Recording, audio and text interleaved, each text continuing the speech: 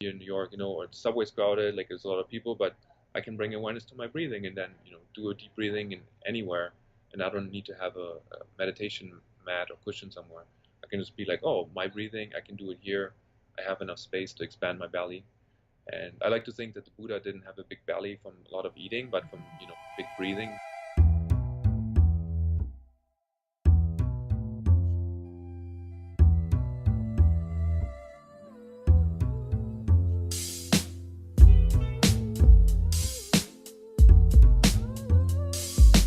One of the most powerful tools available to us is our breath. It can help us regulate our physical and mental health, build endurance, and awaken the body's latent abilities to heal itself. But we sometimes take our breath for granted. We inhale, we exhale, but just not deep enough. It's as though our breathing style resembles our fast-paced lives.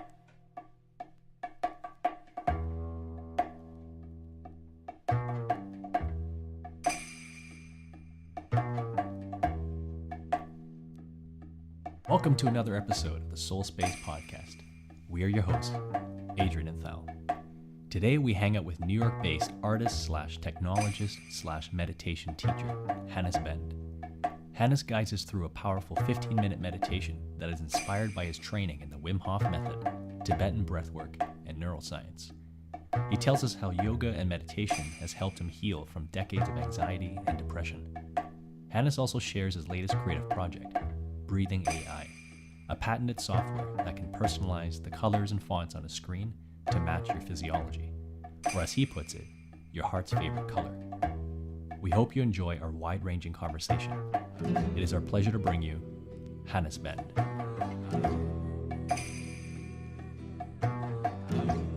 Yeah, I think I remember you mentioning you'd be interested in doing a bit of a guided breathing. Mm-hmm. Maybe we can start with that, and then we can kind of go into a conversation after just a brief exercise, if you don't mind. No, I can. We can start with the breathing. Okay. By the way, breathing guidance. Okay, nice. Amazing. Thank you. Awesome. So yeah, I'd just like to invite you to find a comfortable spot. Mm-hmm. So maybe if you have a chair, maybe lean back on it, or so, and then one really fun but maybe a little bit uncomfortable exercise right away is to shake it all out, but we do it on the breath holding. Mm-hmm. In Tibetan medicine. The breath holding part is the part of transformation and healing. So I found it's very powerful just to hold the breathing and then shake everything out. But ideally we start with a big belly breathing. Mm-hmm. So really breathing deeply into the lower belly and then into the upper belly and then into the chest. And then we take 2 of those inhales without an exhale in between to try to get as much air in as possible, and always with a smile. So deep inhale, a smile, no exhale, just another inhale on top. And then holding the breathing and shaking everything you feel comfortable shaking. Maybe just whatever it is, the head, yes, no, the arms, the torso, and all on the breath holding. So while you're holding your breathing, maybe the shoulders, maybe in opposite direction, and try to hold your breathing for as long as possible, and just letting everything shake out, even if it feels weird to do it. We're the only ones being recorded, everybody else who does it later is not seeing themselves or is not being seen. And just try to hold it for as long as possible, whatever feels like shaking. Maybe if you're cracking, which I just did, that's great. And try to hold it for as long as possible, and when you feel you can't hold it anymore, and come back to center. And then ground yourself, maybe keeping the eyes closed, and then exhaling. And then the next deep inhale with a smile. And just feeling in where you feel new sensations in the body. Keeping the eyes closed and just sensing any new sensations that might come up. And deepen the breathing again, deep into the lower belly, upper belly, chest. And then gently placing one hand on the lower belly and one hand on the upper belly or on the heart. And just seeing if the breathing goes all the way into the lower belly, and then to the upper belly, chest. And wherever you can relax on the outside muscles, the more you can breathe, expand from within. So really trying to expand the lower belly as much as possible. So we oftentimes say it's a 6-pack free zone here. So really want to let go of any outer muscle tension and really expand the lower belly, then the upper belly, then the chest, then breathing into the upper chest, adding a smile. And then on the exhale, just letting go. So every inhale is the really, really deep, nourishing inhale. Maybe the slowest inhale of the day. Really slowly expanding the lower belly, sides of the belly, sides of the upper belly, even breathing into the lower back. Then breathing into the chest, almost breathing into the shoulder blade region, expanding there, expanding the shoulder region, the throat, expanding the breathing all the way into the crown of the head, expanding the nostrils at the end of the inhale, adding a smile always. And then whenever you feel you can't inhale anymore, just letting go. And one more like this, a full deep inhale, all the way into the lower belly, upper belly, chest, upper chest, throat, adding a smile. Then into the crown of the head. When you feel you can't inhale anymore, inhale even more, adding a smile. And then just letting go. Now try to keep this breathing going for maybe we do 11 more. If you feel dizzy, that's great. It means it's working. Maybe and then placing both hands with the palms up, facing upright on your thighs or on the table. It helps to breathe a little bit deeper. Just the palms upright, and then again breathing deep into the lower belly, upper belly, chest, upper chest, throat, adding a smile. And just to breathe, letting go. The inhale is like an expansion from within, to expand like the inner universe of organs in a way, like really expanding, creating space for the lungs and the hearts to dance, adding a smile. And then on the exhale, just to breathe, letting go, fall into the dance of the planets, into gravity in a way, inhaling, expanding, adding a smile, especially if there's like some dizziness or discomfort. Just adding a smile always creates some happy hormones. And just to breathe, letting go. And every inhale maybe could be the deepest inhale of your life. If memories are coming up or any like sensations in the body, that's great. It means that it's working. Expanding the lower belly, upper belly, expanding into the chest, upper chest, nourishing yourself, creating space from within, adding a smile. And then every exhale just to breathe, letting go. Nice, beautiful. Like maybe we take 11 more now. I like to take more breathing for every round. Starting in the breathing into the lower belly, upper belly, then breathing into the chest, upper chest, throat, adding a smile, and then just to breathe, letting go.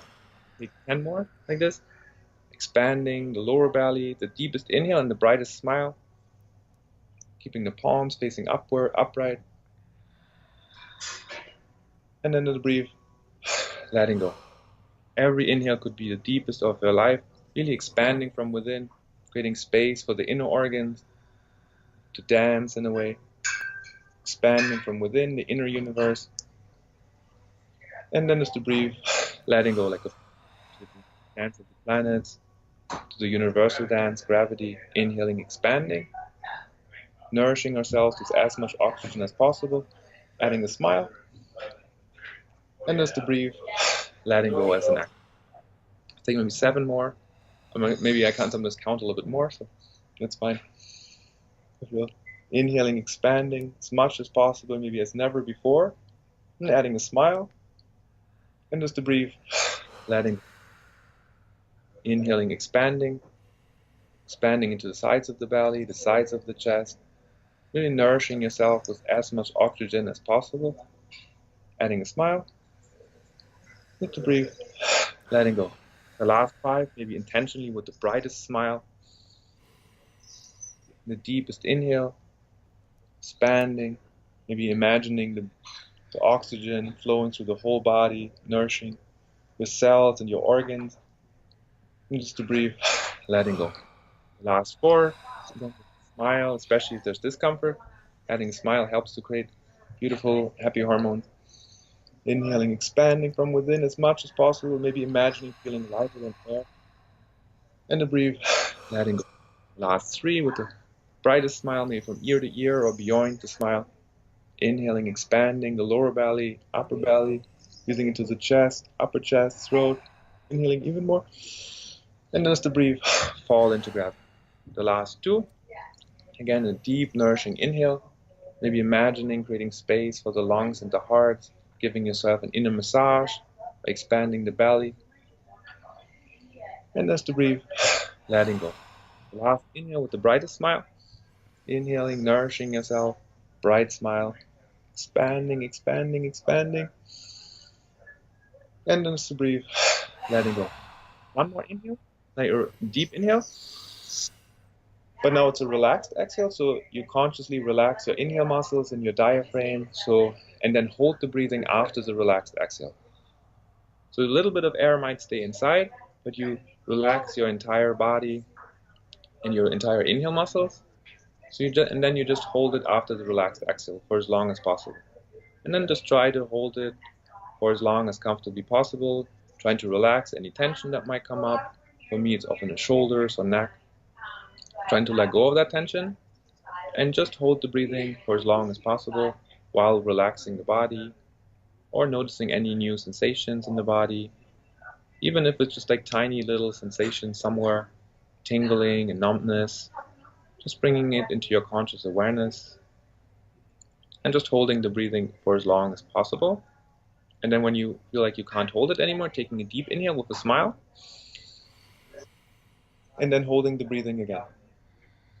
And now, especially after the inhale, breath retention, there's oftentimes some new tension coming up and trying to relax, especially in the shoulders or neck, trying to relax that tension and relaxing it. Keep holding the breathing. And just noticing any new sensations, maybe shift of energy after the deep, nourishing inhale and then retention. Sometimes there's maybe like new euphoric energy or so in the body. Maybe just tapping in where you feel that euphoria or that energy, that vitality. And then when you feel like you can't hold the breathing anymore, just letting go.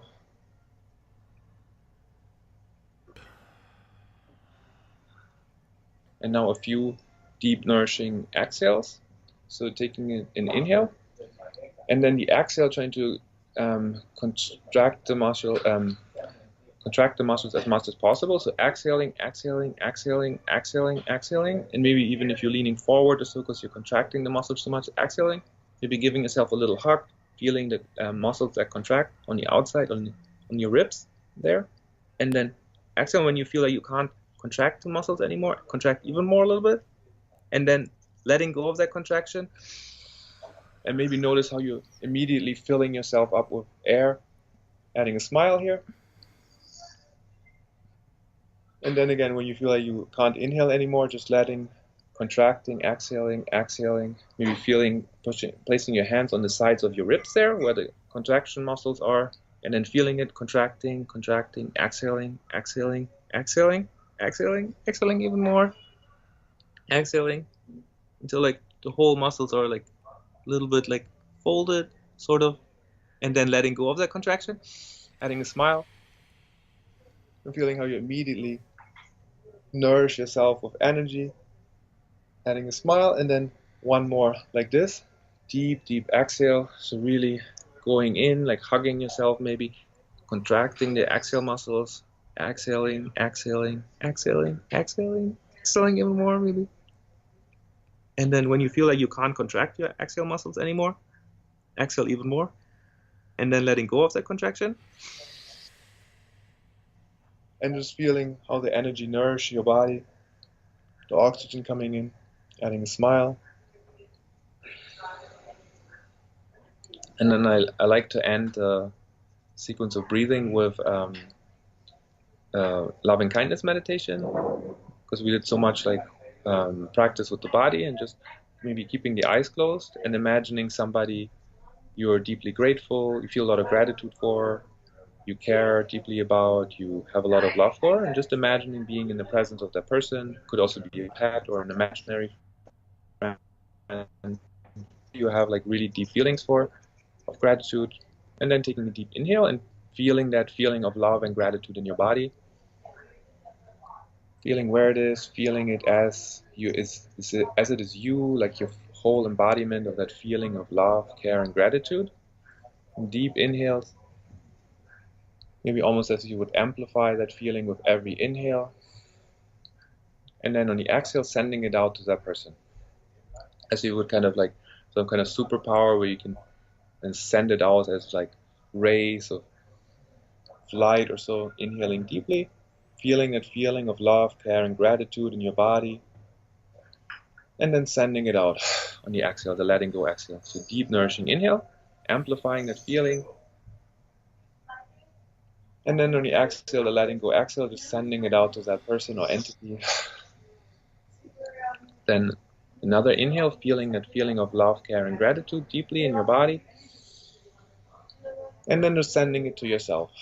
Maybe that person will be there in presence, but you're sending this feeling of love, care, and gratitude to yourself, or just being here now, inhaling deeply, amplifying that feeling of love, care, and gratitude.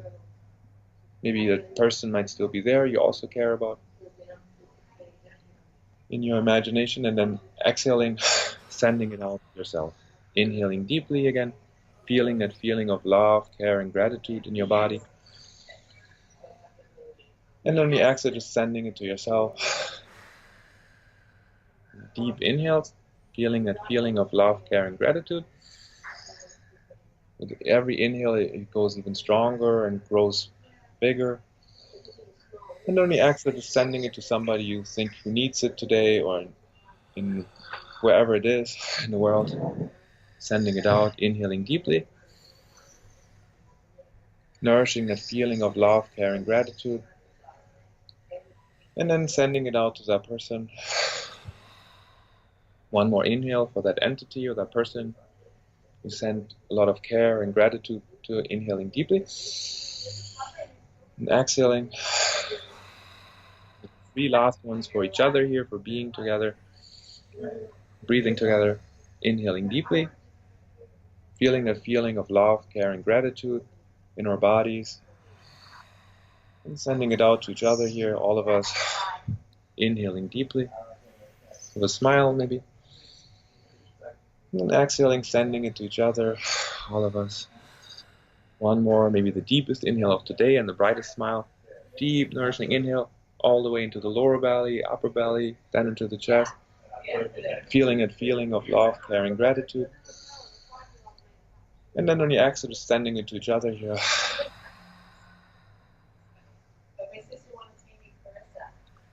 Thank you. Thank you. Thank you. Wow. Nice. Is it okay if we do a bit of sharing? Maybe I'm curious to also hear what Fowl experienced there, and I'd love to share some of my experiences. Yeah, I'd love to. First, I just realized how shallow is my breathing. Oh. It's like, wow. And I was very tense in the beginning, and then just towards the end, it was just, my body just had to like surrender. Or else I wasn't fully experiencing the benefits. Like my thoughts were taking me here and there, and I was like, thinking about the interview, thinking about so many things I have to do.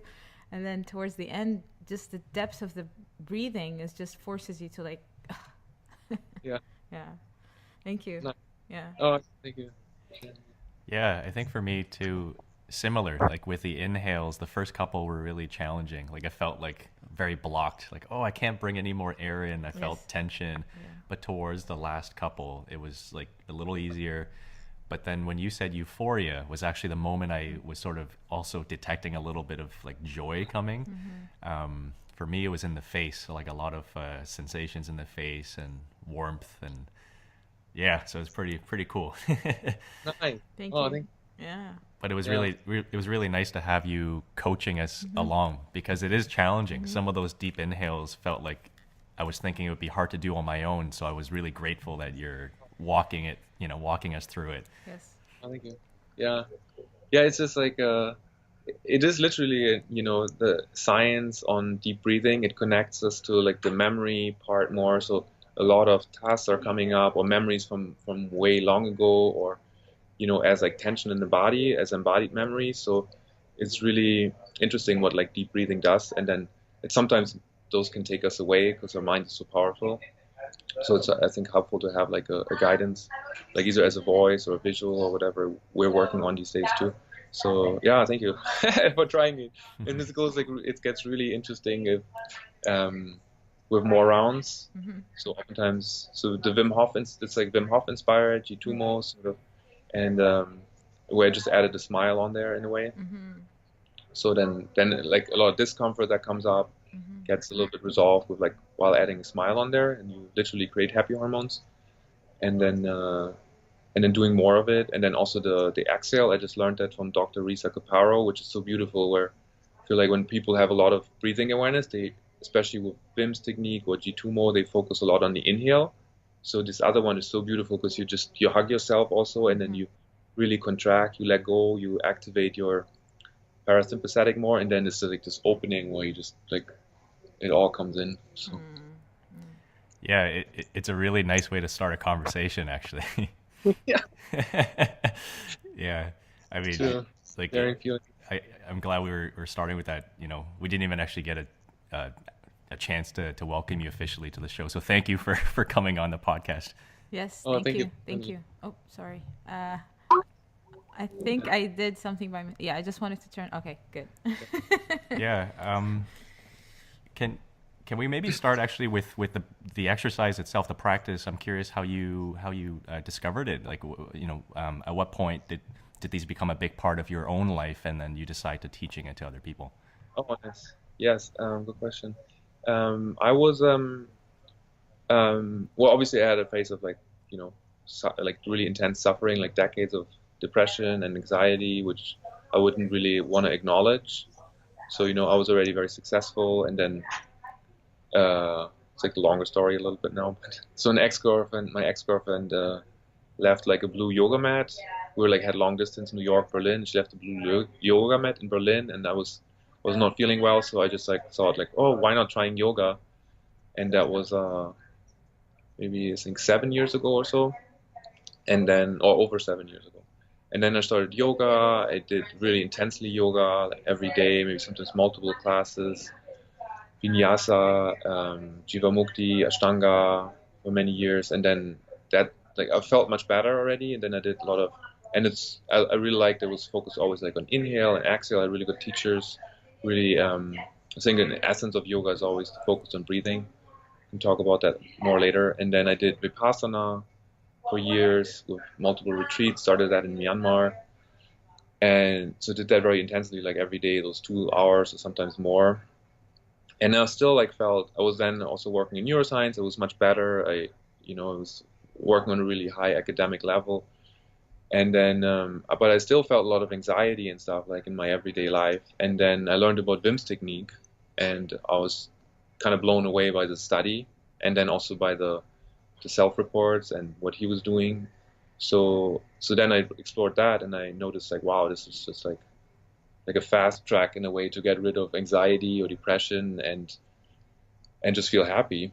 And then and then I learned some other techniques from other breathing practitioners. I'm like deeply grateful for Wim and all those practitioners who have been like guiding those practices for all those years and invested their life in, and because it's so groundbreaking. And so I learned really the cold exposure and the breathing technique is really very, very powerful. And so up to the point that I feel like I can't do Vipassana anymore because I mean the Anapana, because in Anapana you focus on observing your breathing, and I think it's not possible anymore because it's like a constant guidance of the breathing when I'm awake. So before the 7 years, was meditation or yoga part of your life at all? Oh, interesting. Wow. I don't know. I was a successful artist in a way. I got a visa for the US and exhibiting here, but I was not happy really. I was like, like the next thing that wasn't good enough, and seeking this thing, and I was like not in a good place. And I didn't really. My friends said sometimes like, why don't you try yoga? And I was like, I don't know. Really, the suffering wasn't great enough in a way to try it or something. I don't know. It's weird. So it sounded really like the Wim Hof method for you. There was a turning point. It sounded like it was sort of noticeably different from some of the other practices you were starting to dive into. For those who may not be familiar, could you maybe offer just a little bit of description? What is the technique, and what were you personally experiencing with it? So Wim's technique is heavily derived from ancient Tibetan Jitumo, but Wim kind of refined many techniques. And it's focused on also cold exposure, but the basic is really breathing. So it's a very long inhale. And the way I understand it, because sometimes I feel like people are doing like the push out exhale, but I really like the letting go exhale. So it's really like a deep nourishing inhale where you kind of create space inside as much as possible. And you can only do that by actually relaxing the outside muscles and any tension, and then letting go. And those are like 30, 40 breathings like this. And then there's a breath retention in there, which is also kind of very derived from Tibetan medicine in a way. I'm not sure if it's intentionally by Wim, but so it's easy for people to hold their breathing for a minute or two. I did like workshop with kids. They were able to hold their breathing for 4 minutes or more. So that's already, like people like feel a lot of things, as you guys were describing, like people feel tingling, numbness. So it's very effective, like in the moment, because you change your own blood chemistry very effectively. And then, so if we would do 2 or 3 rounds of that, that would be really, really interesting, probably, especially for people who are new to this. And then that has been scientifically studied. I can talk maybe later on like how Wim has been approaching scientists and I, and scientifically studied with like great results. So 100% of the study subjects were able to fight injection of E. coli bacteria, and they had higher amounts of adrenaline than somebody on their first bungee jump. And all those people were only trained in 4 days in the method. So it wasn't that they were going through months or years of training. They just got like a peek in by Wim in a way. So 100% in a peer-reviewed science paper, a subject, 100% of the subjects, that's a really good, powerful study technique there. So and then there's cold exposure too. And the people who are doing the breathing in the clinical study didn't do the cold exposure in that moment when they were injected, but also people were able to go into cold environments. So it's a very powerful technique to learn how to deal with the cold, especially here in New York. 6 months of like cold. It already started late yesterday with a snowstorm in November. So it's very effective for that and stress management. And so it's really, really good to deal with everyday stress or with the cold, and align yourself in a way also with the forces of nature to not feel like it's, the cold is out there and it's like, and so basically kind of warm from within, inner fire. So hopefully that was like and to sum it all up, there's so much to talk about Wim's technique and how he got there. And if you want, I can elaborate on that too. So. That was great. Thank you. And so for you at that time, you mentioned that you were experiencing depression. And so when you began these practices, what was changing, if you don't mind sharing a little bit of just at the experiential level, when you began the cold exposure and the breathing, what was happening to you? So I feel the most groundbreaking one is like feeling integrated, feeling interconnected in just being, in the world. So, and I feel like those years of depression, I had birth trauma, so probably derived from that.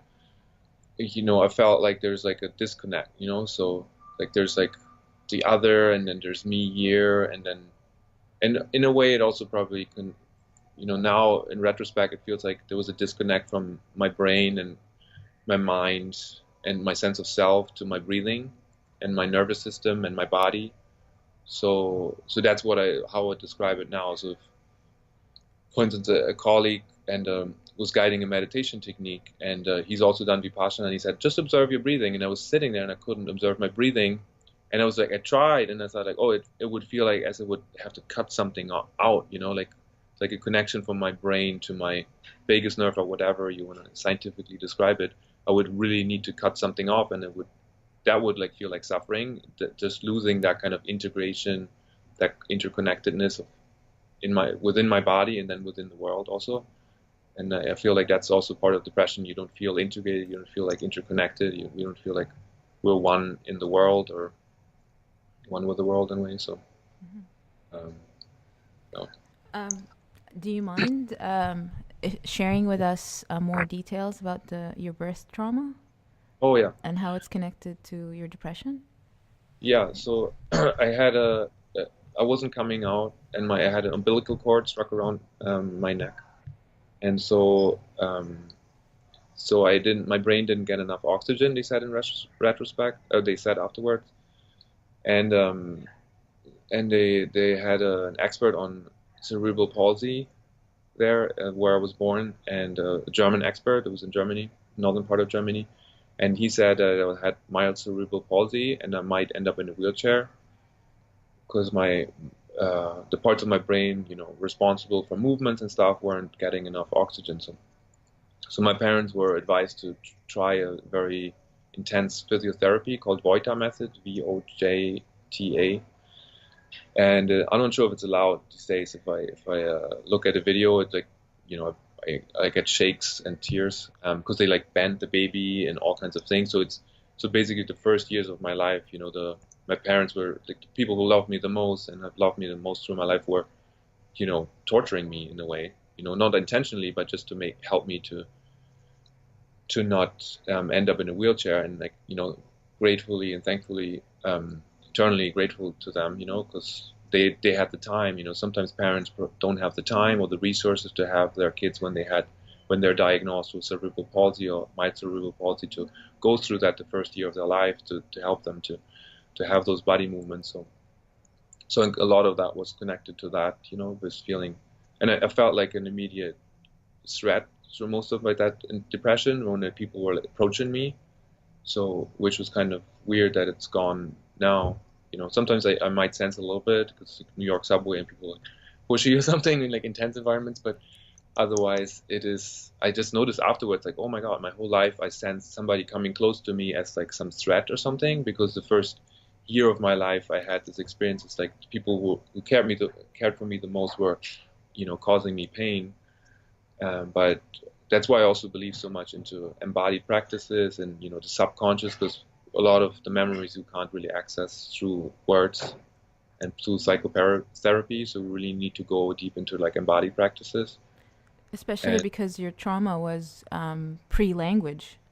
Yeah. Yes. That's it. Yeah. And so most of your pain and suffering was around that time? There was nothing else like during teenagehood or young adulthood?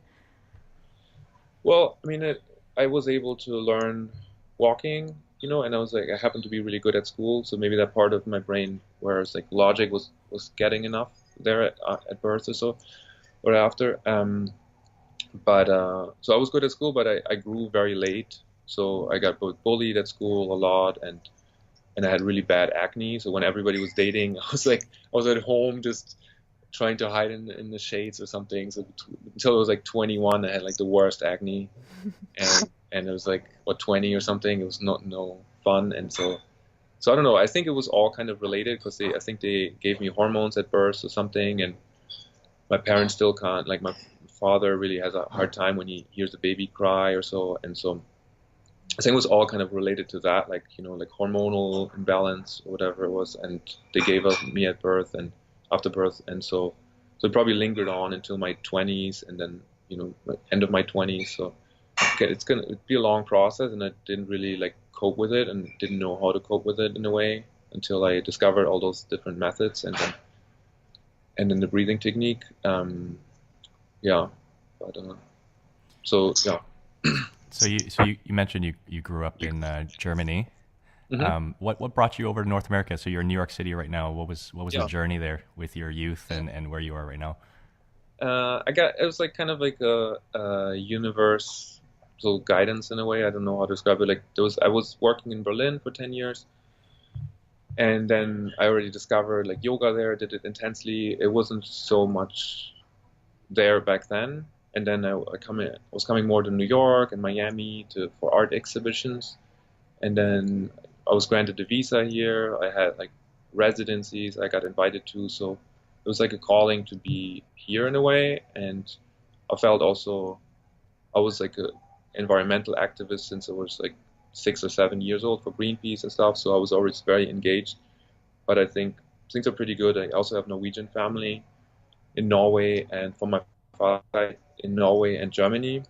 So I felt, I don't know, when I came to New York, the streets are so polluted, and Miami also, we worked on that ecological catastrophe there in the ocean. So I felt there's a lot I could maybe contribute here in terms of environmental activism and then mindfulness maybe. And so what kind of brought me here. And then they gave me a green card too, so I'm still here. Maybe I'm skipping steps, but so when did technology play a role in your interest? Because I know you're currently very interested in the space around virtual reality and using biofeedback as well. How did that come into your interest? Yeah, so that came basically based out of, it was a combination of neuroscientific research and the breathing technique and then sort of conferences attendances and working with EEG personally. So while I was doing neuroscientific research, studies with the lab of Ed Vogel, which are I can elaborate later on. Maybe they're really interesting how we got there, because also through skepticism of one researcher. But while we're doing the research, I work with Mike Posner and spoke at conferences about the findings. I went to a VR conference. And then I saw, whoa, those are people really invested in ego shooters and all kinds of gaming stuff. And it was very, male dominated. Not to say like my body is male too, but it's like a lot of like masculine energy. Yeah, like it's like at the Loews Hotel at 2014 or I think 15 or so. It was like a Oculus VR conference. It was like really interesting games in a way, but I saw like, oh, this is going to be the development of technology focused on ego shooters and dopamine driven or adrenaline driven things, and that's what people are going to engage in the future, because those people are driving that technology. So how can we actually use this immersive technology to form more embodied and integrated experiences so people feel more interconnected?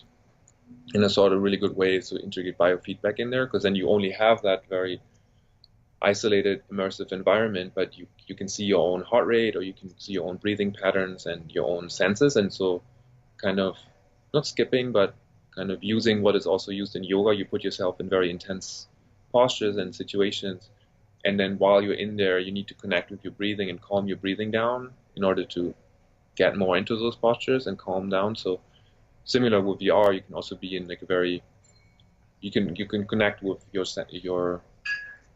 inner senses in a way, like as visuals. So I thought that might be very promising when you see your heart rate bouncing, and then maybe also feeling it at the same time, like where do I feel my heartbeat here? I see it here, where's the accuracy? And then making it fun also. So using the kind of like the same game mechanics and the same fun experiences they use in VR for ego shooters, well, not necessarily ego shooters, but other like playful experiences, and then tying it in with biofeedback. So it's like kind of used in a fun way, and it's not meant to be like you don't have to go on a meditation retreat, you don't have to invest hours a day on like a mat or something, which I think is still like sort of niche, and people, especially in New York or urban environments, don't necessarily have the time to. So what if we can gamify that, even though that's sometimes a misused term, but how can we make it fun in a way? So that brought me into that, and then multiple projects came on top of that after I worked at the University of Oregon on that for a few years. So now we're at a space where actually I don't want to use VR anymore. So I just want to integrate it in everyday technology, because I don't want to really put like a screen in front of people's face anymore. So I find it interesting because I think often we associate technology or modern technology and devices as being dysfunctional towards, our embodiment. You talked about being present in the body, and here you are sort of looking at ways to actually use or design new technologies that might actually enhance our embodiment. At first glance, it sounded kind of almost paradoxical, but it sounds like it's possible, right, with some of the stuff you've been experimenting with. Yes.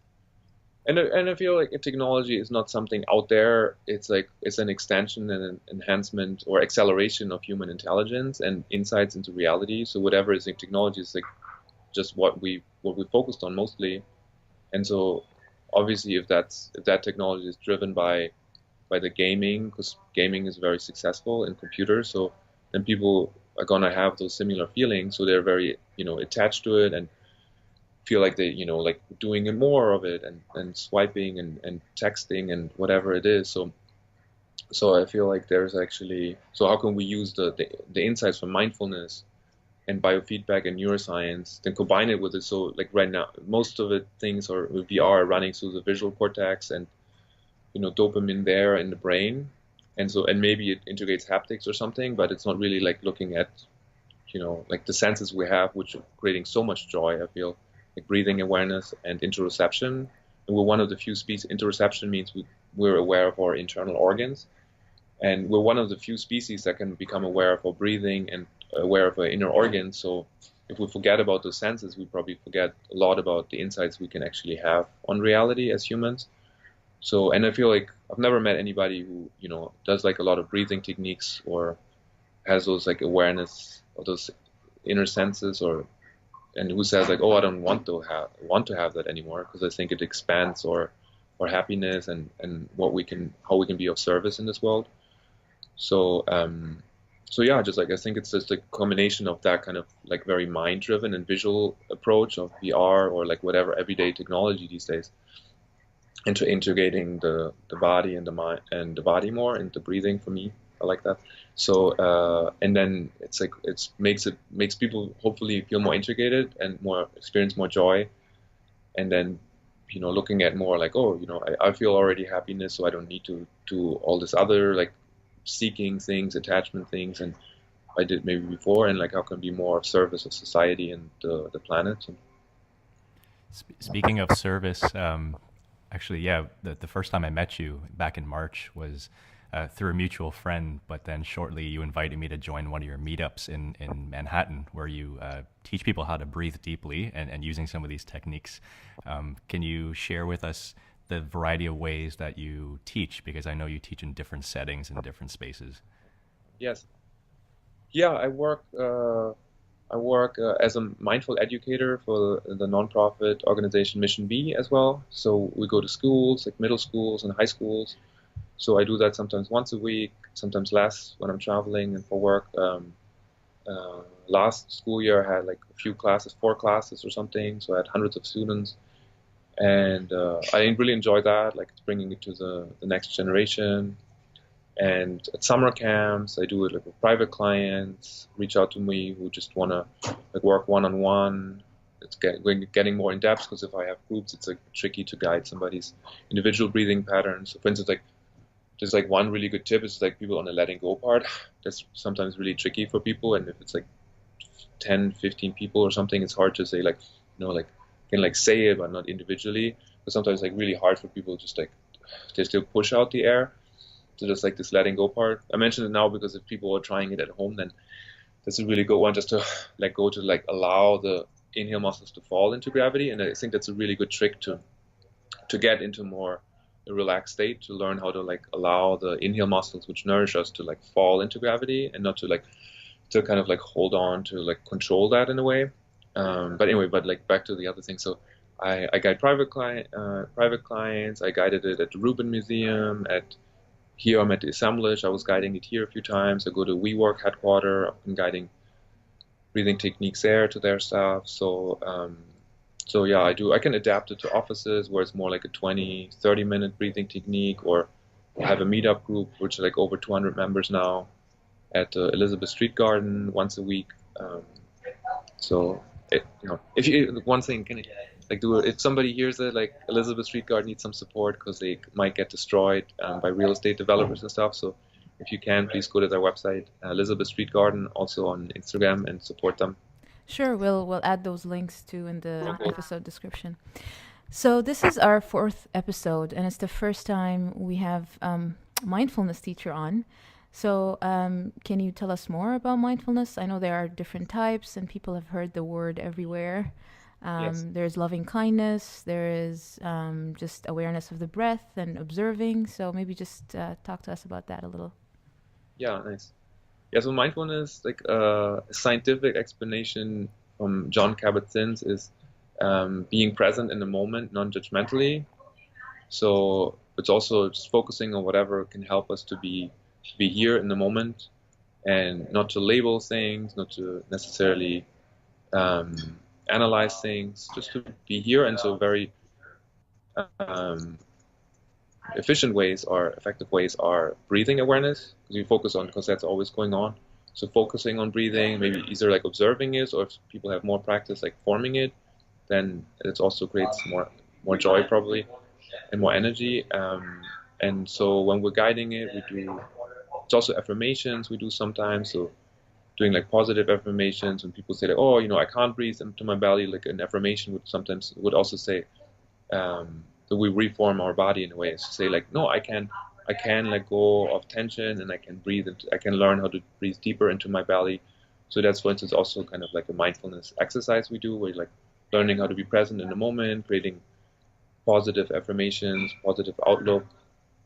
So we have Karen Winter, who runs Mission B. She has a very profound curriculum where we go through with kids or teachers.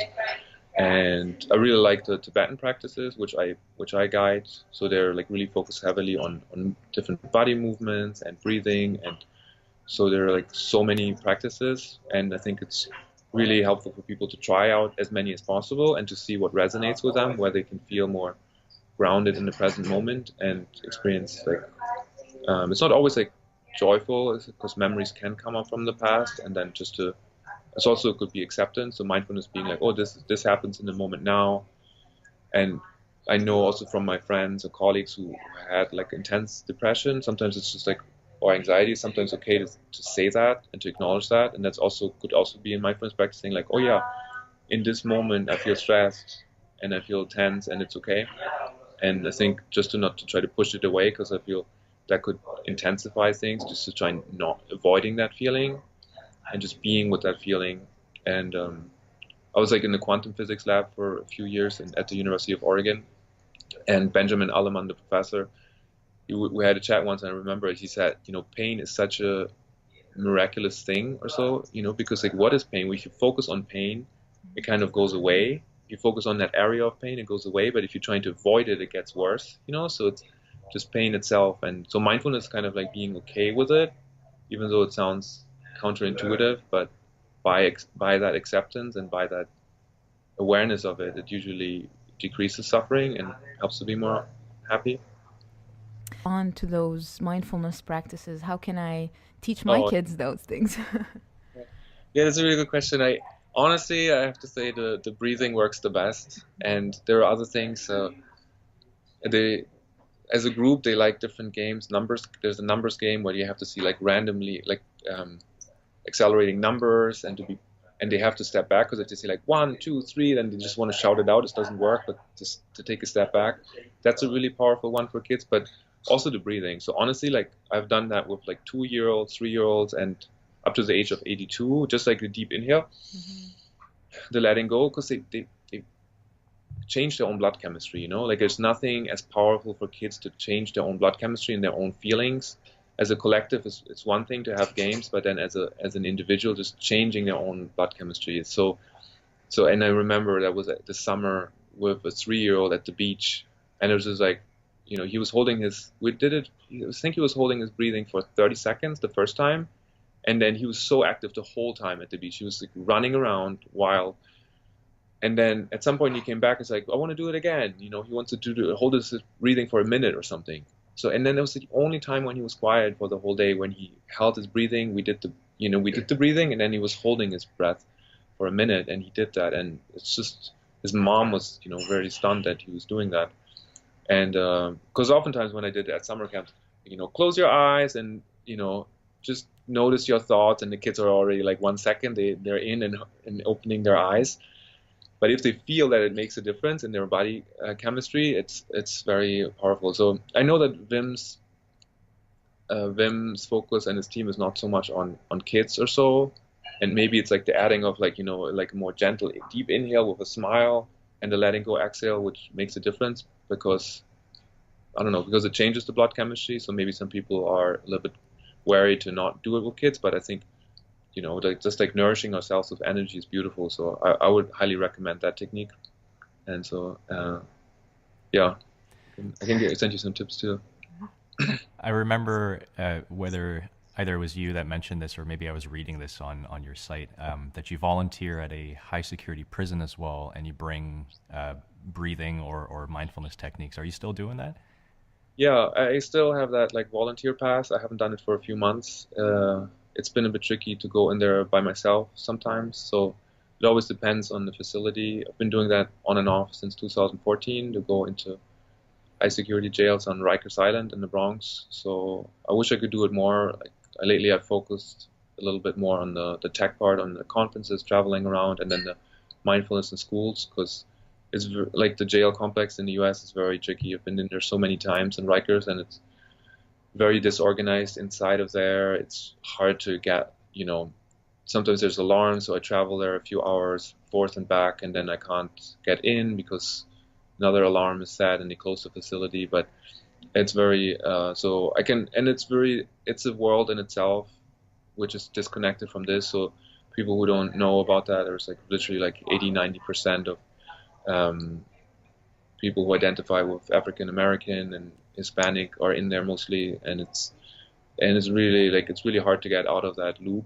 So whoever can volunteer, I highly recommend to get in touch with the local jail or prison and to see there's always volunteer opportunities. Mostly, sometimes it's hard to get in, but we can do that more and more. I think, and it could be just like a storytelling event. It doesn't have to be mindfulness or breathing. That's a very good contribution because it's so disconnected and people are not aware of that millions of people are incarcerated in the U.S. Are there any insights that you've gained from your experience working with jail? I think they're like the easier it is to get in there, the easier the practice is, the better. When we did yoga, we had when I went in there for a while for a yoga company organization. It was we had to get the mats, and had to get the space for the mats to get out. But the people liked it; they were receptive to it. I even asked for the yoga practice.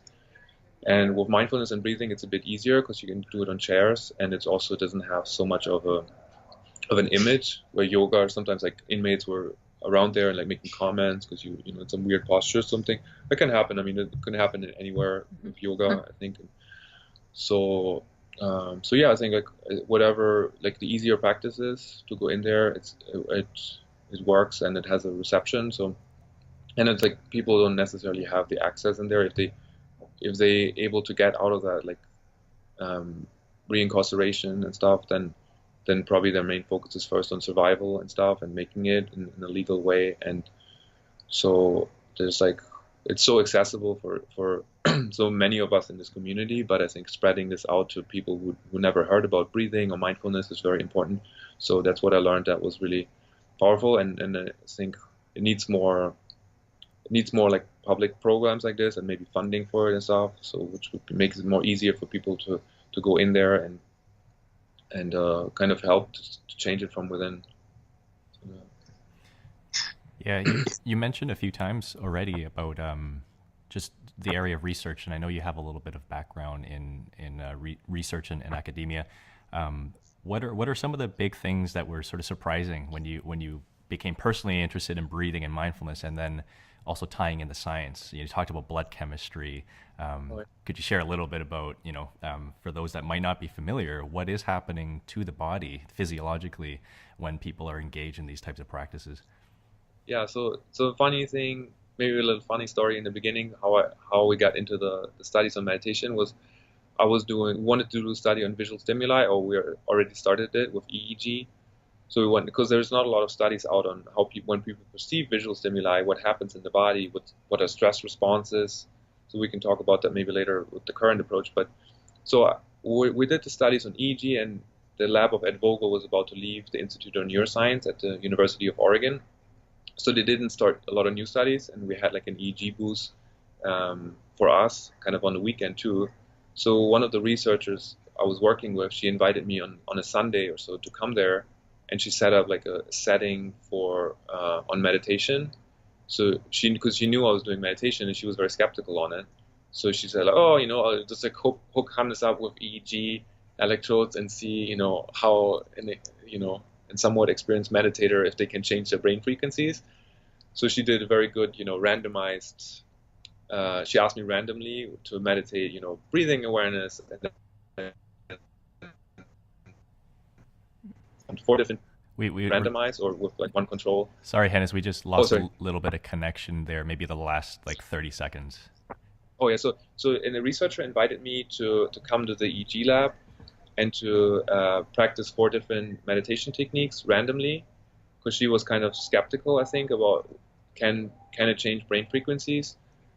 And then the results showed that they were very different. I think it's on my website or so, like very distinct, shifts of brain frequencies. So it showed up, as like changes in brain frequencies with different techniques, or 3 and then 1 baseline, or so, or 1 where I was doing anything, or so that was very interesting already. And then based on that, I started to work with Michael Posner, who's a renowned researcher at the University of Oregon, over 80 years old, to looking at MRI. So that also, like, and with MRI, fMRI especially, you can look at like blood flow in like specific tasks. So you ask the participant to do a specific task, and then you compare the task and look at the blood flow in the brain, or like compare to baseline.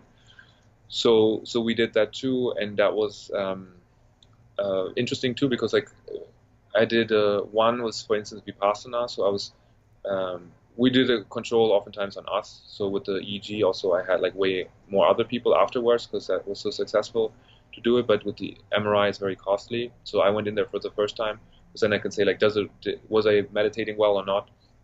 So I brought like awareness on my different body parts, but also on my brain. And then actually my brain had the most blood flow, the most activity showing up in an fMRI analysis than when I was, focusing on different body parts, which was interesting, because there's not really a scientific explanation to bring awareness to your brain itself. And then I went to a science of consciousness in Helsinki, and I sat next to a researcher from Princeton, Ray Lee, at a dinner, just randomly in Helsinki, and we both noticed that we're doing a similar study setting on like asking people to bring awareness through their brain. And he was doing that just like that in a way. So just that as a study focus, and he was running the MRI lab at Princeton. He was the first who had 2 people in an MRI lab. So we just sat there in Helsinki. We're like, oh, we're doing the same kind of study, just like on the East Coast and the West Coast. And then I went to Princeton too, traveled there from Oregon, and then later I moved back to New York. But so I was in this MRI scanner too, and then he was showing that an experienced Tai Chi practitioner or other meditators, including me, were able to bring like entire blood flows through their brain. And still, like, he published it at Stanford at the same conference where we presented at 2016 at the Computing Wellbeing, AI Meets Health and Happiness Science, where we presented and published paper. But so that was really interesting already. And then the breathing, that was only on the Vipassana technique and the body scan. But then we went more into the breathing, or me especially, and then I learned about Wim's technique, which the paper blew me away. It was written up in Nature, which is the best, so like, the most renowned science journal, where they reviewed it, and then it was published in PNAS, peer-reviewed journal, where they showed that through the breathing techniques, people were able to change their blood chemistry. So they were able to release, through 20 or 30 minutes of breathing, more adrenaline than somebody in the first bungee jump. And my hypothesis, it has to do with the kidney, because on our kidney we have the adrenal glands, and so when we probably push down the diaphragm or do deep belly breathing, we activate that more, so we feel also more alive. Maybe it could be fatigue for some people when they do this deep breathing, because they're not so used to so much adrenaline. But I think that's my hypothesis, that it activates that. And if we do breathing only shallow here, which most people do, they breathe like 15 to 20 times through this, so we have to breathe so much faster in order to get the same amount of oxygen in. And so it's a constant activation of what is called the sympathetic nervous system in science, so the fight or flight response of the nervous system when we breathe through here. And inhale is connected to that. So if we do like a really slow inhale, we activate that too, the sympathetic nervous system, so the heart rate goes up, but we also release more adrenaline through belly breathing, and also adding a smile then also creates more happy hormones. I feel so. So yeah, those studies on Wim's technique has been very profound, and then injecting people with E. coli bacteria, they're able to resist it. I think even like the blood samples afterwards, especially in Wim's blood, showed like they could still resist certain things after a while, after the taken out of the body.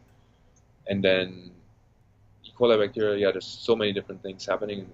Somebody reads the PNAS paper or reads about it, so it's really effective on a it's like momentary basis. So people don't have to do like years of meditation training. Through breathing techniques, they can really get a lot of benefits. And when I'm guiding breathing techniques, Sometimes people come by, they've done Zen retreat for a week or a 10-day Vipassana, and they say, I feel like at the end of like this 1 hour or an hour and a half, like I feel like at the end or the peak of the retreat, because it gets them to such stages really fast. And that's why I believe so much into like breathing awareness too, because of all those reports and all those studies. So I invite everybody to try it out and to give it a chance for an hour or so, like any like those breathing techniques. Yeah. Well, people are not only going to resist E. coli bacteria, they can also resist their own negative thoughts. Oh, yes. No, that's true. Yeah, like the thoughts. And I feel like it's getting the awareness from year to year. So over, and it's one of the key ingredients, also cold exposure, because I feel there are a lot of triggers for everybody outside in the world, but one of the most stressful experiences we can have is the cold. And I mean, I work with people who are, athletes or like see really powerful like athletes doing like the ice baths and workshops I've guided, or Wim has guided to thousands of so many or millions or more people. And then sometimes the people who are really buff and like this, they have a really hard time going into an ice bath when they tense up. So you really have to relax and to like kind of align yourself with the cold. And really simple way is for people to take cold showers, but then also and taking cold showers at home. And it's just so simple that there's not a lot of lobbyism out for that. But taking a cold shower and actually relaxing, so going into a cold shower and relaxing, even though it feels counterintuitive because we're so trained to like, oh, stress response comes, we're breathing shallow, tensing up. So, but unless the body starts to shake by itself, we're actually physically fine. So going into the cold shower is also a good test to like train like, oh, negative thoughts might come up, or like I say like I can't do this, but actually kind of saying like going in with a focus of like I can be in this cold shower and I can keep my focus on deep breathing. And I think if people go into this intense, stressful environment like a cold shower, and they're able to keep the focus on deep breathing and to relax their body, then the cold shower is no problem, but also they're able to transfer that into their daily life.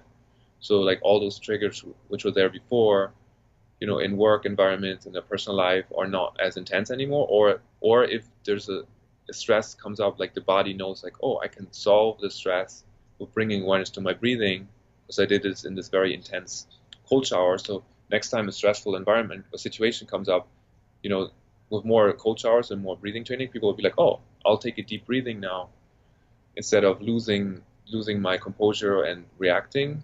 And I think that's really for me besides the feeling of feeling integrated in every moment, it's also this awareness of that breathing awareness when stressful situations arise. Because I think that's when we lose that, and we can be calm and easy, but if something comes up as stress, which is always self-induced in a way, because things are just the way they are. It's just like our stressful response to it, unless something is harmful and threatening. But then that kind of awareness, like, oh, this, the subway is crowded, like the subway here in New York, or the subway is crowded, like there's a lot of people, but I can bring awareness to my breathing and then do a deep breathing in anywhere, and I don't need to have a meditation mat or cushion somewhere. I can just be like, oh, my breathing, I can do it here. I have enough space to expand my belly. And I like to think that the Buddha didn't have a big belly from a lot of eating, but from big breathing, belly breathing. So it's tricky because our society, I was just talking with my friend about it last night, is so trained on six pack, and it's like I feel like it's kind of people are aligning themselves with like breathing here, because if you have a really tight six pack and belly there, you really breathe through here, and it's not like doesn't create more joy. I feel it's like so. That's why you have a picture of your belly on your website. Yeah, I like that. It's really cool. Maybe this is just a little bit of my own lack of understanding of the chemistry. Deep breathing, it sounds like it's beneficial for people in a high stress, anxiety state. But you also mentioned that by practicing this way, the adrenaline levels go up quite a bit. So it seems like a paradox, because adrenaline, I feel like, is associated with stress. So what would be the benefits of increasing the adrenaline? Yeah. Well, I mean, to be more alert, to be more aware in the moment, to be more present. and then also to have more energy. So I think it's not like that linear of an explanation that adrenaline is like fear. It's more like how. So that's why Wim has a nice quote: "Feeling is understanding." So while doing those practices, like feeling like, oh, what is actually like fear I need to do, or like what are like stress response of my body I need to have. When like adrenaline gets released or something, we can. So being like, okay, like it's like I feel euphoria or I feel ecstatic, but which also, like adrenaline gets released when euphoria is there. So it's not that it's like so linear with this. So it's very powerful when you, for instance, like those images where people are lifting up cars just by themselves. They can't do it when they're in a group or something, but they like sometimes you see them pumping themselves up, or you see like people who weight lift a lot of things and they pump themselves up and they release a lot of adrenaline in order to be able to really feel more stronger and powerful, and they literally are more powerful because of that adrenaline. But it could also be used just for like also for grounding in a way, but be more of an aware grounding, more powerful grounding. It's just like how can we bring awareness to our own feelings in the moment and not tie those strong feelings to fear, but to more love and kindness and care. So that's why I really like to practice always love and kindness meditation at the same time, because me and I think everybody else can always benefit from that every day, because so much in society is not focused on that. And so yeah, I think like adrenaline or dopamine, whatever gets released, could also be used for mindfulness. It's just like how to tie it all into a holistic experience. Can you share with us the project you're currently involved in? I saw actually on your Instagram like a prototype of it, and maybe describe to listeners what you're working on. So we are working on creating personalized screen experiences and audio too. So when you're looking at the screen right now, like the brightness or even like the slight color modifications could be personalized, customized to our own breathing patterns or heart rate. So the prototype we just exhibited last weekend actually displays different colors and font styles to people, and then analyzes what is the slowest heart rate or what are the heart rates on average to each color and font style, and then shows like this is your heart's favorite color. So we're really trying to look at what is our nervous system's or heart's favorite color or our lung wings favorite color, or font style, and it's shown like I was really blown away. There's a video online also we put up that for some people, if they look at, for instance, gray, their heart rate dropped.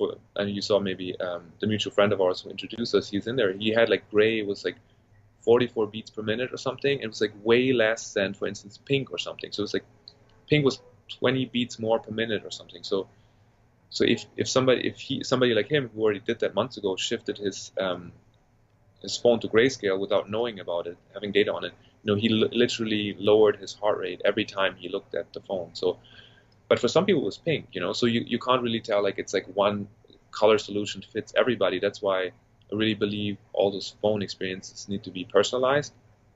And my belief is really that we can lower the global stress levels 10-15% or more, and we have the solution now that works. So I'm really, really, really excited for that, because if we can use a simple webcam here to detect heart rate and breathing patterns, and that's what we did. So people were it was analyzing their heart rates through the webcam, and our focus is really on transparency. So always making sure that when they opt for using the program uses the webcam, that they make sure that it either stays in their own computing device, or it would be shared to the network, but only to improve the general program and the programming, and it won't be sold for profit. So I also made sure like I got the patent a while ago, and so I've been talking with Google and other companies, and we really want to make sure that it's used for well-being and deep breathing, and because it can really target somebody's autonomic nervous system, and personalize advertisements, and so it could be a Cambridge Analytica times 100 or something, or way more, because could drive up somebody's heart rate and down based on the program knowing what color or contrast or font style will impact somebody a lot. But that's what we really work on. I think it could be integrated in any chat app, in everyday life, because we also showed like some people, for instance, like had a really big difference between green and blue. So imagine those people had like an iPhone. So every time they text somebody with an Android, if the Android drives their heart rate up, their heart rate goes all the way up. So they have this super intense stress response when they text with somebody from an Android. And if they find blue more calming, then or their nervous system finds blue more calming, then every time they text with somebody who has an iPhone too, then they feel more calmer. So really want to make every phone personalized and adaptive. So it recognizes what colors, what font style, contrast, etc. will help them to calm down. And we really got like almost 80-90% accuracy, or even more, I would say. Shy away from saying 100%, but people were really responding to that. If you saw the video, we had like only 14 interviews on there with people, but we didn't display it to so many people. But people were saying, yeah, this is the color. I choose gray, and I have my whole home painted in gray. I have to, and then somebody else had their bedroom in blue. So, and then blue was literally the color which the program depicts as their most calming. And then somebody had like pink also. She was always choosing pink for meditation when she was going in intimate, like in a very quiet space to be with herself. She was choosing pink, and the program also detected that as pink. So something so simple as just using the webcam and machine learning could help improve our daily lives so much. And we now know that we have that it works. Because honestly, I was working on this for a few years, and also in VR a little bit and AR. But the patent especially was kind of based on a hypothesis that it would work and to adapt tech experiences, screen experiences to the user's biodata. But now it shows that it can, so I'm really, really excited for this. And just had a call earlier today and keep talking with people. So if you know anybody who wants to have a personalized website or app, we can always happy to chat in any way to help support that. Because I think billions of hours are spent by the whole humanity every day on texting and emailing, and that could all be personalized based on our heart rate and breathing patterns. So it's just like that. It's just like whatever helps somebody to breathe deeper. And then the next goal is actually using deep learning and breathing detection. So the deep learning will kind of using AI in a way to say what can, it's not there yet, the belly breathing, but we can how can each person be trained in a way, the screen experience be personalized so the person are breathing deeper and deeper and deeper. And I feel it's just the most natural thing. We have all this lung wing structures in our all this lung wings here and all this capacity to nourish ourselves with every inhale, and we're not doing it.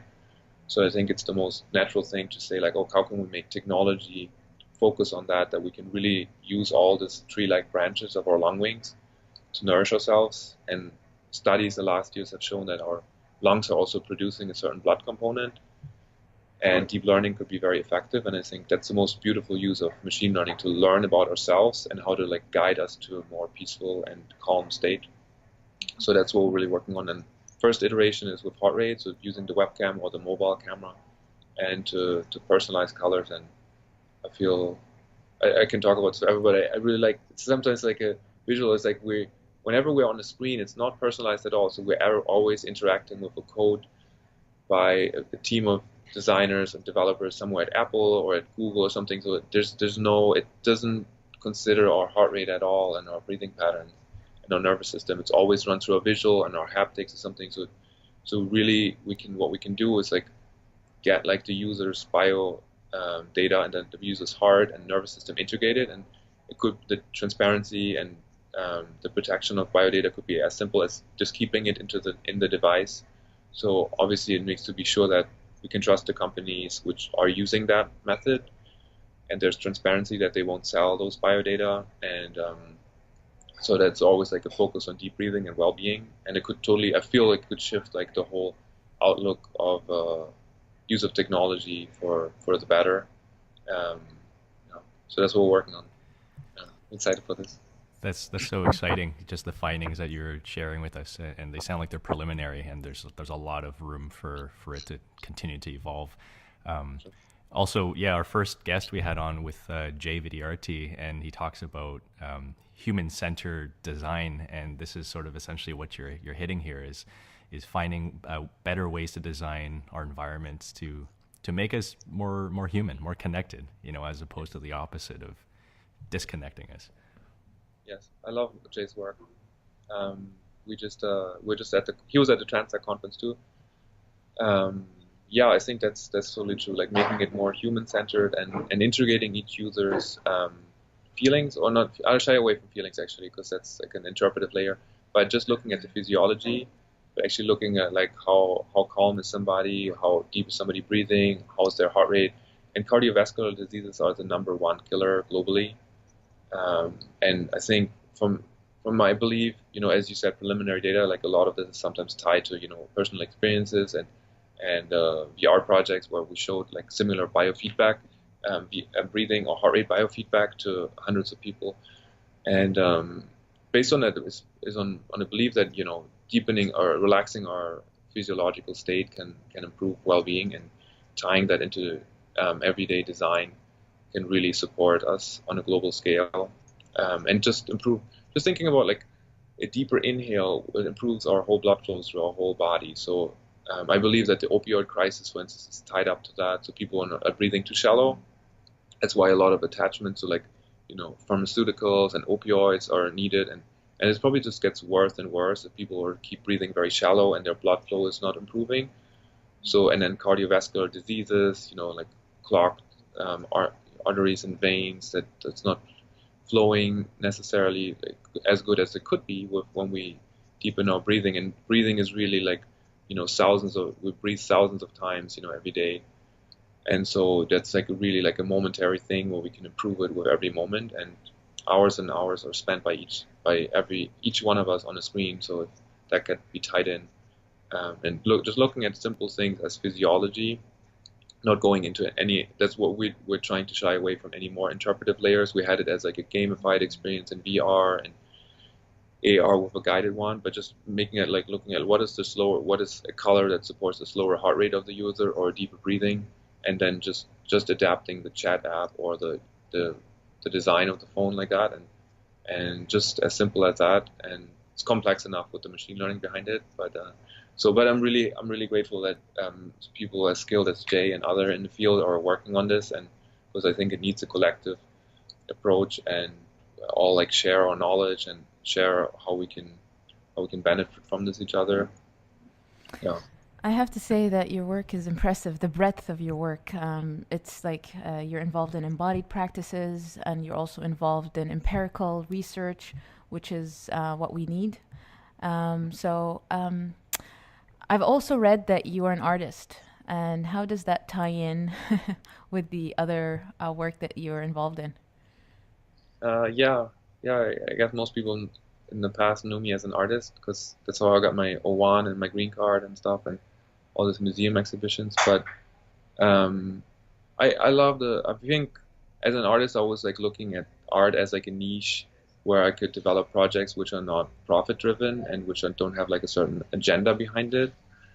And then I found like the current art market a little bit too also like there's a lot of numbers driven. So, but I can use, I think, all like sometimes I get beautiful public art grants and art residencies where I can really merge the creative exploration of what it means to be alive and what it means to be human, what is human culture, what can human culture be, to tie that in with like the current technology and development of technology and mindfulness. So I'm really grateful that art still is out there and supported in many different ways and except the art market. And I just got invited by Ellen Macy and the Santa Barbara art residency there to develop it there. And it's really nice to see that when we presented it at Transact last weekend, that one of the first recognitions comes from the art world, because I think it's really, art can always pioneer, I think, and help us improve our well-being, because there's not like a certain type of hardware you need to develop or like a certain type of agenda you need to follow necessarily. It's just like exploring what it is to be human, and how can we, and then also tying in, I think, into art, like what it actually means to improve human well-being in this world. And I think as artists, and I think as everybody, we can probably it's probably a beautiful shift to say like, oh, how can we all make this planet a more beautiful and more kind world, and using art for that is like really has been nice for me. It wasn't always like this. So when I still was depressed or something, I used in a way as like yeah, it was a bit different. I did paintings and sculptures and stuff. I wasn't so happy, and it was nice. But now I can use art for this. So Hannes, I'm just mindful of the time right now, but I wanted to leave room for any final thoughts that you might didn't have a chance to go into before we wrap things up. yeah. No, I mean, I can only invite everybody just to try out like a really deep belly breathing every day, and like simple tips, or just like if people feel stressed, just like leaving the palms open. That's a really powerful one. Just sitting at the desk or somewhere, just leaving the palms open helps to breathe deeper, and then exploring deep belly breathing, seeing how that feels, and then just like a letting go exhale or really long exhale, and then just like this opening as we did in the beginning, and just see if somebody's like interested in this. I'm happy to chat and to learn from each other, because I think there's so many different modalities, so many different tools out there, so many different people working on this and becoming more interconnected and supporting each other with our knowledge. It's a beautiful way, and especially regarding breathing, there's so many different techniques out there. I'm always like super curious to learn and to hear and to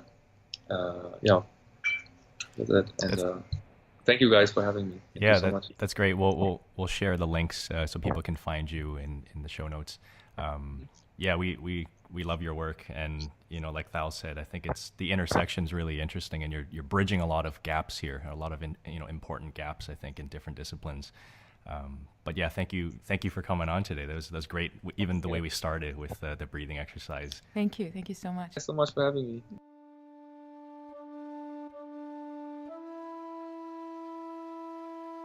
Rumi says, "I grow silent, dear soul. You speak. Come to know yourself inside silence that begets fresh anger. The moon floats between your arms. Look at me. Look at me. Do not be afraid. Darkness is only but a momentary pain. Light is only but a momentary joy. Your soul remains. Your soul knows not the tricks of linear time, and your eyes know only what they see. Your heart remains. Your heart knows not the smallness of separation. In oneness it dissolves. Just breathe. Just breathe deep into your frail and tired body. The journey can only be understood in small chapters, page after page, word after word. Perpetual deepening of your being into this earth. Do not be afraid. Unity awaits."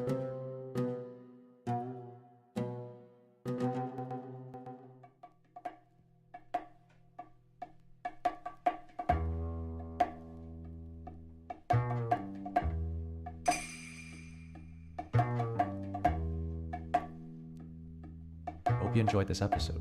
You can find links and show notes at soulspacepodcast.com. Next episode, we chat with executive coach Jonathan Varkle about how to lead from the inside out. Follow us on social media at SoulspacePod. That's SoulspacePod. Please leave us a review on iTunes. Thanks for tuning in. Until next time.